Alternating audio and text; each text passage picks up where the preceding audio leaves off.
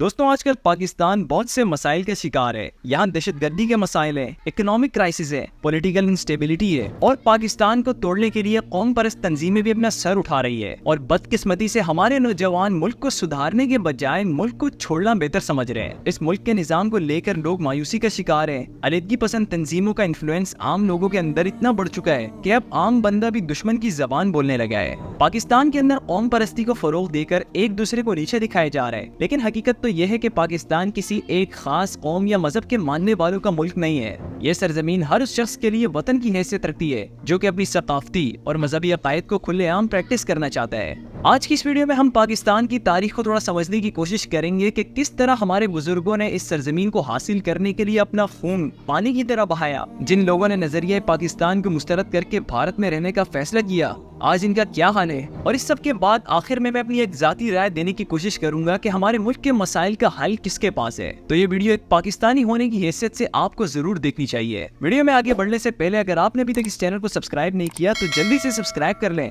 تاکہ اس طرح کی ویڈیوز آپ تک بآسانی پہنچتی رہے۔ دوستوں یہ دور ہے 1946 کا۔ آزادی کا نعرہ اور آزادی کا شور عروج پر ہے۔ ہندو پنڈتوں اور انگریز سرکار کی چالیں ایک طرف اور مسلم لیڈروں کا جذبہ اور مسلم نوجوانوں کا جذبہ آزادی دوسری طرف۔ جیت بالآخر ان آزادی کے متوالوں کی ہوتی ہے۔ ساری چالیں اور سازشیں دھری کی دھری رہ جاتی ہے اور آزادی کا اعلان ہوتا ہے۔ یہ دن ہے 27 رمضان المبارک 14 اگست 1947 کا۔ مسلمانوں کو عید کی خوشیاں تو عید سے پہلے ہی مل جاتی ہے، لیکن یہ خوشی مسلمانوں کے دشمنوں سے ہضم نہیں ہوتی اور جھتوں کے جھتے ہندو اور سکھ مسلمانوں پر حملہ آور ہو کر انہیں کمزور کرنے کی کوشش کرتے ہیں۔ مسلمانوں کی آبادیوں پر حملے ہوتے ہیں، ان کی املاک کو لوٹا جاتا ہے، عزتیں پامال ہوتی ہے، بچوں نوجوانوں کو گاجر مولی کی طرح کاٹا جاتا ہے، آگ اور خون کا ایک ایسا طوفان ابھرتا ہے جو کہ سب کچھ تباہ کر دیتا ہے۔ لیکن اس کے باوجود سسکتے ہوئے زخموں سے چور مہاجرین پاکستان پہنچتے ہیں۔ پاکستان کی کمر کو اول روز سے توڑنے کی سازش کی جاتی ہے۔ یہ بے بس اور بے سہارا مہاجرین سسکتے ہوئے اور تڑپتے ہوئے پاکستان پہنچتے ہیں، جہاں تک پہنچنے کے لیے انہوں نے آگ اور خون کا ایک دریا پار کیا ہوتا ہے۔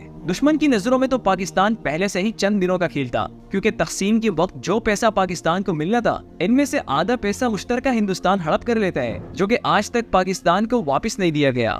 فوجی ساز و سامان، دفتری سامان، الغرض ہر شے میں پاکستان کو تباہ کرنے کی بھرپور کوشش کی جاتی ہے۔ اس کے علاوہ پاکستان میں جو علاقے شامل تھے وہ پہلے سے ہی معاشی لحاظ سے کمزور تھے، اور جو علاقے پاکستان میں شامل ہونے تھے جیسا کہ گرداسپور، حیدرآباد دکن اور جموں کشمیر کو پاکستان میں شامل ہونا تھا، مگر سیاسی چالیں چل کر ان ریاستوں کا الحاق انڈیا سے کر دیا گیا۔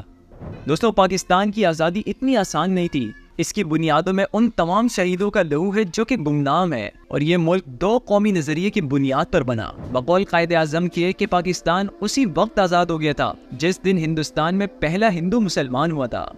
دوستوں آج کی انڈین سرکار مسلمانوں پر یہ الزام لگاتی ہے کہ جب یہ ہندوستان میں آئے تھے تو انہوں نے ہندوؤں پر ظلم کے پہاڑ توڑے اور انہیں زبردستی مسلمانوں میں تبدیل کیا گیا۔ لیکن چلے انڈین سرکار کی اس غلط فہمی کو بھی دور کرتے ہیں۔ مسلمانوں نے ہندوستان پر ہزاروں سال حکومت کی۔ مسلمانوں کے دور میں سرزمین نے دنیا بھر میں بہت ترقی کی، یہاں تک کہ مسلمان بادشاہ دوسرے مذاہب کے پیروکاروں کا خیال رکھتے تھے۔ انہیں اپنے مذہبی رسومات کے مطابق زندگی گزارنے کی آزادی دی گئی تھی، اور یہی وجہ ہے کہ ہزاروں سال مسلمانوں کی حکومت کے باوجود بھی یہاں پر ہندو اکثریت میں تھے۔ نہ کسی کو زبردستی اسلام قبول کروایا گیا اور نہ ہی کسی غیر مسلم کی جائیداد کو مذہب کی بنیاد پر لوٹا گیا۔ اب یہاں پر ایک سوال اٹھتا ہے کہ جب ہندو، سکھ اور مسلمان اس برے صغیر میں ایک ساتھ رہتے تھے تو پھر ایک الگ ملک بنانے کی وجہ کیوں پیش آئی؟ اس کا جواب جاننے کے لیے ہمیں 1857 کی جنگ آزادی کو سمجھنا ہوگا۔ 1857 وہ سال ہے جس نے برے صغیر کی سیاست کا رخ بدل دیا۔ مغل بادشاہوں کی بادشاہت کا خاتمہ اور جنگ آزادی، یہ دو بڑے ایسے واقعات ہیں کہ جس کی ابتدا 1857 میں ہوئی، اور اس جنگ کے اندر ہندو، سکھ اور مسلمان سب متحد تھے، اور یہ جنگ انگریزوں کے خلاف لڑی گئی۔ لیکن بدقسمتی سے آگے چل کر ہندو اور سکھ الگ ہو جاتے ہیں، اور مسلمان چونکہ جہاد کی نیت سے لڑ رہے تھے اسی لیے وہ آخری سانس تک لڑتے رہے، لیکن مناسب قیادت نہ ہونے اور چند ضمیر فروشوں کی غداری کی وجہ سے مسلمانوں کو اس جنگ میں ناکامی کا سامنا کرنا پڑا۔ اور چونکہ سکھ اور ہندو پہلے ہی اس جنگ سے الگ ہو گئے تو اس جنگ کا سارا خمیازہ بھی مسلمانوں کو بھگتنا پڑا، خاص کر علماء کرام کو۔ کہا جاتا ہے کہ دلی میں کوئی ایسا درخت نہیں تھا کہ جہاں کسی مسلمان کی لاش نہ لٹکی ہو۔ مسلمانوں کا قتل عام کیا گیا اور خاص طور پر علماء کرام کو نشانہ بنایا گیا۔ مسلمانوں کو سور کی کھال میں لپیٹ کر، پھانسی پر چڑھا کر، توپوں کے سامنے باندھ کر اور ایسی سزائیں دی گئی کہ جن کا اعتراف خود انگریز مورخین بھی اپنی کتابوں میں کر چکے ہیں۔ دوستوں، مغل فارسی زبان بولتے تھے اور ہندوستان کی سرکاری زبان بھی فارسی تھی، لیکن اقتدار سنبھالنے کے بعد انگریزوں نے فارسی پر پابندی لگا دی اور انگریزی زبان کو پورے ہندوستان میں رائج کر دیا گیا۔ اس کی وجہ سے پڑھے لکھے مسلمان انگریزی زبان نہ جاننے کی وجہ سے پیچھے رہ گئے، اور وقت کے ساتھ ساتھ مسلمانوں کو ایک بات کا بھی اندازہ ہو گیا کہ اگر انہوں نے اپنی اصل شناخت برقرار رکھنی ہے اور اپنی دینی تعلیمات پر اگر آزادی کے ساتھ عمل کرنا ہے تو انہیں اپنے لیے ایک الگ ملک بنانا ہوگا۔ اس طرح 1857 پاکستان کی بنیاد کا پہلا سال بنا، مغلوں کا خاتمہ ہوا، انگریز حکومت پورے ہندوستان میں برسر اقتدار آئی، مسلمانوں کا استحصال شروع ہوا، ہندوؤں کی منافقت کھل کر سامنے آئی، اور یوں یہ قافلہ ایک ایسی منزل کی جانب بڑھنے لگا کہ جس کی منزل پاکستان تھی۔ جس طرح کسی عمارت کی بنیادوں میں سیمنٹ اور سریے کا استعمال ہوتا ہے، اس طرح پاکستان کی بنیادوں میں ان لاکھوں مسلمانوں کا خون اور ہڈیاں شامل ہیں جنہیں صرف مسلمان ہونے کی سزا دی گئی۔ دوستوں، آج جو پاکستان میں رہ کر پاکستان کو توڑنے کی باتیں کرتے ہیں، ان سے کہنا چاہتا ہوں کہ یہ وطن ہمیں ایسے ہی نہیں ملا، اس کے پیچھے صدیوں کی جدوجہد تھی۔ آج اگر ہم اس وطن میں آزاد ہیں اور آزادی کی نیند سو رہے ہیں تو یہ سب ان لاکھوں مظلومین کی بدولت ہے جنہوں نے اپنا سب کچھ قربان کر دیا۔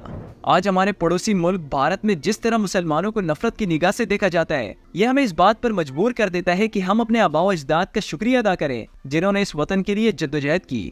ابھی پچھلے دنوں بھارت میں ایک مسلمان شخص کو صرف اس وجہ سے موت کے گھاٹ اتارا گیا کہ وہ مسجد جا رہا تھا اور اپنے اوپر ہولی کا رنگ لگوانا نہیں چاہتا تھا۔ ایسی بہت سی ویڈیوز آپ نے اپنی سوشل میڈیا پر دیکھی ہوگی کہ جہاں مسلمانوں کو زبردستی جے شری رام کے نعرے لگوائے جاتے ہیں۔ ناگپور کے اندر جس طرح اورنگزیب عالمگیر کے مقبرے کو لے کر حالات خراب ہے، یہ کوئی ڈھکی چھپی بات نہیں ہے۔ اگر یہاں پر میں ایک ایک واقعہ بیان کرنے لگ جاؤں تو شاید مہینوں گزر جائیں، لیکن یہ ظلم کی داستان کبھی ختم نہیں ہوگی۔ پاکستان کو بنے 77 سال ہو چکے ہیں، لیکن آج کی نوجوان نسل اس مقصد کو بھول چکی ہے جس کے لیے ہمارے اکابرین نے یہ ملک آزاد کیا تھا۔ بدقسمتی کے ساتھ ہمارے بیچ ایک ایسا طبقہ بھی موجود ہے جو کہ یہ تک کہتا ہے کہ کیا ضرورت تھی آزادی حاصل کرنے کی، اگر ہم ہندوستان کے ساتھ رہتے تو آج اور زیادہ ترقی کر سکتے تھے۔ لیکن وہ شاید یہ بھول رہے ہیں کہ انسان کی فطرت کبھی نہیں بدلتی۔ آج بھی ہندوستان میں مسلمان تو موجود ہیں، اور ایک اندازے کے مطابق وہاں کے مسلمانوں کی آبادی پاکستان کی کل آبادی سے زیادہ ہے، لیکن اس کے باوجود آج بھی جب کبھی دل کرتا ہے ہندو مسلمانوں پر حملہ آور ہوتے ہیں اور وہی واقعات دہراتے ہیں جو کہ آزادی سے پہلے دہرائے گئے تھے۔ دوستوں، یہ تو بات ہو گئی کہ پاکستان کے وجود ہمارے لیے کیوں ضروری ہے، اور اب بات کرتے ہیں کہ اس ملک کے مسائل کا حل کس کے پاس ہے۔ کیا فوج اس ملک کے مسائل کو حل کر سکتی ہے؟ بالکل نہیں۔ کیا حکمران حل کریں گے؟ یہ بھی نہیں ہو سکتا۔ اس ملک کے مسائل صرف اور صرف میرے اور آپ جیسے طالب علم ہی حل کر سکتے ہیں۔ ہم اس ملک کا مستقبل ہیں اور یہ ملک ہمارا ہے۔ آپ کو میں ایک مزے کی بات بتاتا ہوں کہ ہمارا جو تعلیمی نظام ہے وہ جاب اورینٹڈ سبجیکٹس پر فوکس کرتا ہے، جیسا کہ انجینئرنگ اور میڈیکل وغیرہ، اور ہمارے ماں باپ بھی یہی چاہتے ہیں کہ ان کا بیٹا یا تو انجینئر بنے یا ڈاکٹر بنے۔ لیکن حقیقت یہ ہے کہ ان سبجیکٹس میں انسان صرف پیسہ کمانا سیکھتا ہے، ملک کے حالات بدلنا نہیں سیکھ پاتا۔ ہیومن رائٹس، لا اور سوشیولوجی جیسے سبجیکٹس بھی اتنے ہی ضروری ہے جتنا کہ انجینئرنگ اور میڈیکل۔ آپ اگر اسکول، کالج یا یونیورسٹی میں کسی بھی بچے سے پوچھے کہ وہ بڑے ہو کر کیا بنے گا تو وہ یہی کہے گا کہ یا تو میں ڈاکٹر بنوں گا، یا انجینئر بنوں گا، یا پائلٹ بنوں گا۔ لیکن کوئی بھی آپ کو یہ نہیں کہے گا کہ میں بڑا ہو کر ملک کا وزیر اعظم بنوں گا یا میں ملک کا پریزیڈنٹ بنوں گا۔ آخر ایسا کیوں ہے؟ کیونکہ ہم کبھی ایسا سوچتے ہی نہیں ہے۔ خیر، یہ میری اپنی رائے تھی جس میں غلط بھی ہو سکتا ہوں، لیکن جہاں تک بات ہے پاکستان کے دشمنوں کی اور پاکستان میں رہتے ہوئے ملک کو توڑنے کی باتیں کرنے والوں کی، ان کے لیے میرا ایک پیغام ہے کہ یہ ملک اللہ کے فضل و کرم سے ہمیشہ قائم و دائم رہے گا اور یہ سب زلالی پرچم ہمیشہ آسمان میں بلند رہے گا۔ پاکستان زندہ باد۔